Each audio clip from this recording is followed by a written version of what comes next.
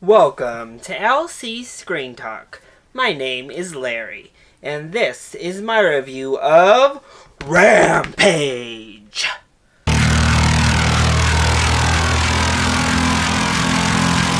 So when the first trailer came out, I was like, oh gosh, what is this movie? But as more trailers proceeded to come, and as we got closer to release date, I've got to admit, I actually was pretty excited to see this film. I was ready for a big creature feature, a big, just fun time at the movie theater. So did I get it? Well, it was a mixed bag. I'm going to say mixed positive, but just barely. So let's go ahead and talk about those positives first. The first big positive is Dwayne "The Rock" Johnson himself. I don't think there is a more likable, genuine, just charismatic guy in Hollywood right now. He's fun, he's funny, he just comes across so nice, so genuine, and as I said, charismatic, that it's hard not to love him in everything he does. He just hooks you in and then pulls you into the material and makes everything that he's starring in that much more enjoyable to watch. And he's front and center here, at his best, and he's a whole lot of fun to watch. Plus, he has great chemistry with Naomi Harris, who is also very good here, and George, the large albino gorilla. And honestly, it's their connection and The Rock's enjoyability factor that make this movie as good as it is. The film does a very good job of establishing a real connection and a real friendship between The Rock's character and George, the gorilla, that keeps us bonded to George, that keeps us caring about what's happening, and keeps us emotionally invested amongst all the rampage. And I do have to say, I am a sucker for animals in films and animal films such as this. Everything from Mighty Joe Young to Marley and Me, basically everything in between.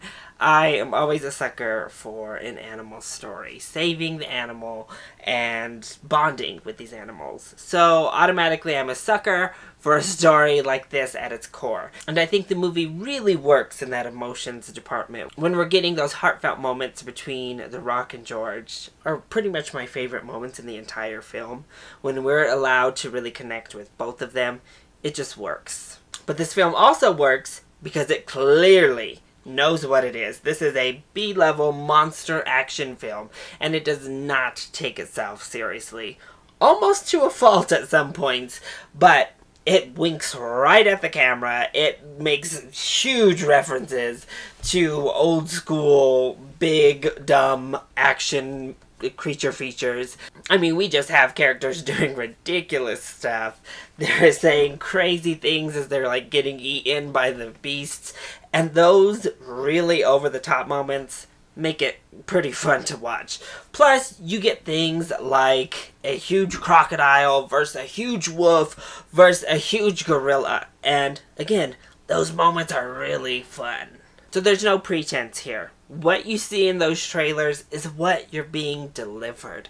It is not pretentious, it does not take itself serious, and you are in for a big, dumb, fun time. However, just because you realize that you're a big, dumb, fun movie doesn't make you exempt from negatives. So what are the negatives in this film? Well, for a big creature feature, those effects were real suspect a lot of the time. I think they went from good, and a lot of the good effects came from George himself and like his expressions, to bad.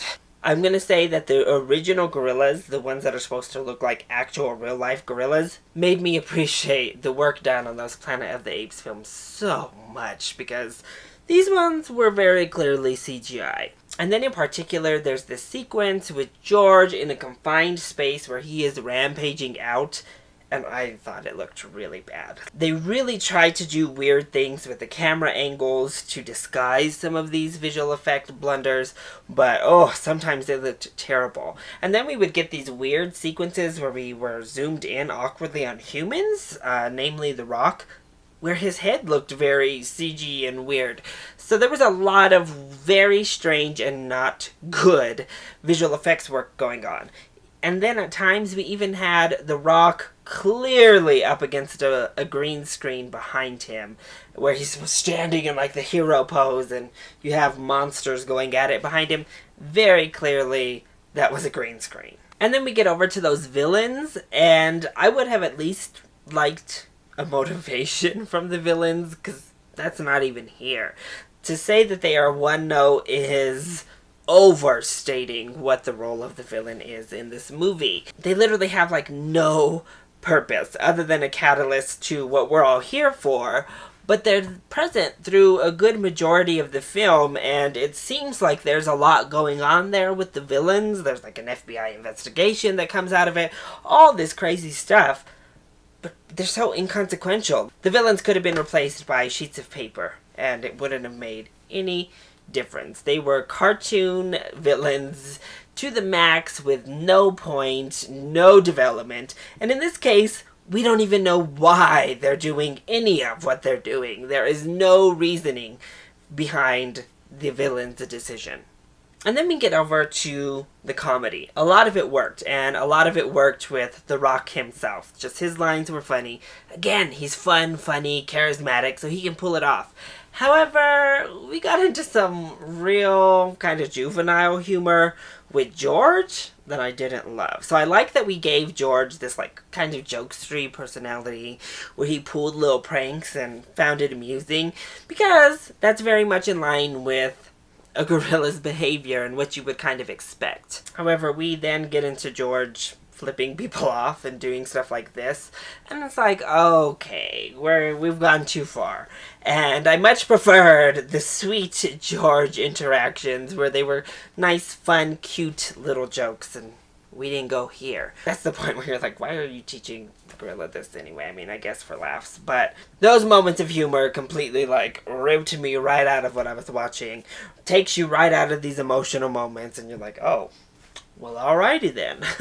Another negative for me is that we got a little bit of the science in there, but since our villains and their motives were so vague and we didn't really know what was going on with this serum and this whole scientific experiment, the levels at which the animals mutated wasn't consistent at all. Some of them got 1,000,000 powers, some of them literally just got big. So I didn't understand. Why weren't they all mutating? Is it just because we gotta keep one lovable? But overall, I related with The Rock's character. A guy that really enjoyed being around animals. A little bit more suspect when it came to human beings. And I thought he was so fun. I thought overall, the movie was fun, and it was definitely dumb. As I said, the plot is very straightforward, and no villains in sight to really do much about it. So like I said, this is a mixed to positive review. I think it's fun enough, you'll get enough enjoyment out of it to give this film a matinee. If you're looking for a creature feature, if you're looking for something big and fun to just kind of turn your brain off and watch on the big screen, I think Rampage will fulfill that, and the charismatic role of The Rock and the nice bond he has with George will get you through it. If the trailers have just looked incredibly stupid and not endearing or fun to you at all, you can skip this. It doesn't offer anything new, anything you haven't seen in plenty of films before, so there's not really anything new to offer. So, that is my review of Rampage. I hope you enjoyed it. If you did, go ahead, click like down below, and subscribe to the channel so you are always up to date on our latest videos. Also, join in on the discussion. Are you excited to see Rampage? And what is your favorite tale of a giant animal? Let me know either in the comment section down below, or you can hit me up on Twitter. I love you all so much for your support. Mwah! Thank you for watching, and I'll see you next time. Bye!